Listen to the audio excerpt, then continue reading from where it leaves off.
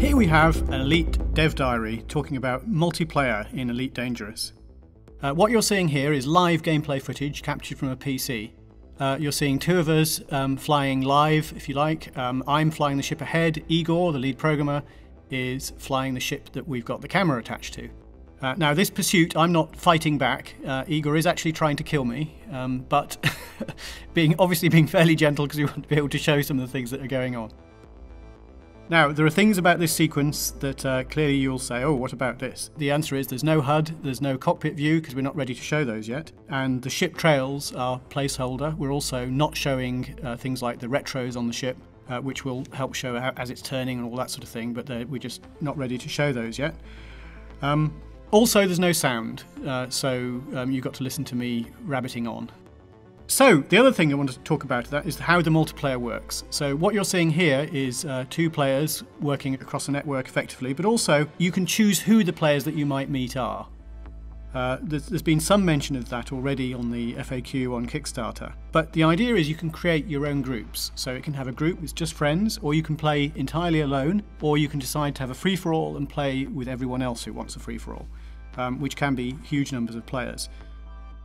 You can also choose essentially the rule sets of the game you want to create. So one of the problems with online gameplay is this one of griefing, where someone who's got an advanced ship just attacks everybody. It's trying to find a way to avoid that. Now, we have lots of strategies for that without simply not having it in the game, because of course the police will come, people get a bounty on their head, so others will attack them. Now, I think that will be self-balancing, but we have a lot of other ways up our sleeve. And for those players who really just want to head down, have a single-player experience, they can also do that. Now, there's another thing here that I want to mention, which is damage models. In original Elite and Frontier, the ships either blew up or they didn't. In EliteDangerous, we plan to have damage models. So what you see here in the insert is a picture of the insides of an anaconda. What you will see here, once the sort of smoke and debris all subsides, because you'll see things spewing out when it's in the game from this hull, and also the odd cargo canister which you can scoop up, even from a ship that's not destroyed, because a ship, even with this level of destruction, would still be capable of flying. Now, you would also be able to come across sort of dead ships, salvageable ships if you like this, that have been mortally damaged, but where there are still some valuable things there to be rescued. But of course, they might not be dead, it might be a trap. But that's all, that will be all part of the gameplay. And of course, you would be able to get such damage repaired.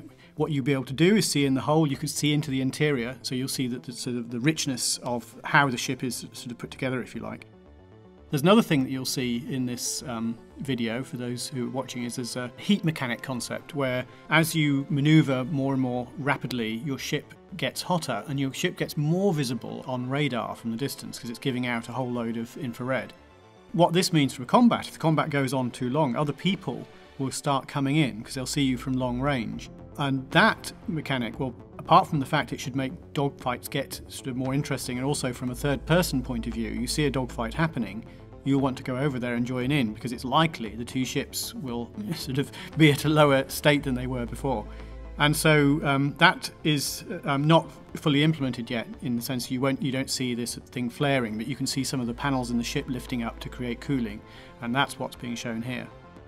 Now, there's another thing you'll see here, which is the weapons. I'm sure you've noticed that the weapon's only firing from the left. That's because this ship only has one hardpoint equipped. Each ship type has multiple hardpoints, and you can choose, with the corresponding weight cost, what weapons to equip on there, whether it's lasers, whether it's projectile weapons, as you see here, whether it's various types of missiles. We have a lot more different types of ordnance than in the previous games, and that gives a lot of variation in the game. You know, you obviously have continuous and pulsed lasers, because we'd have to do that anyway, which essentially have no flight path but go directly to the target. So what you'll see here is there is a mass of content in the game. For all of those on Kickstarter, I'd also like to give a heartfelt thanks to all of those who've pledged, but whoops, hit an asteroid there. All of those who've pledged, and those who haven't pledged yet, it will be a great ride. Come and join us. Thank you.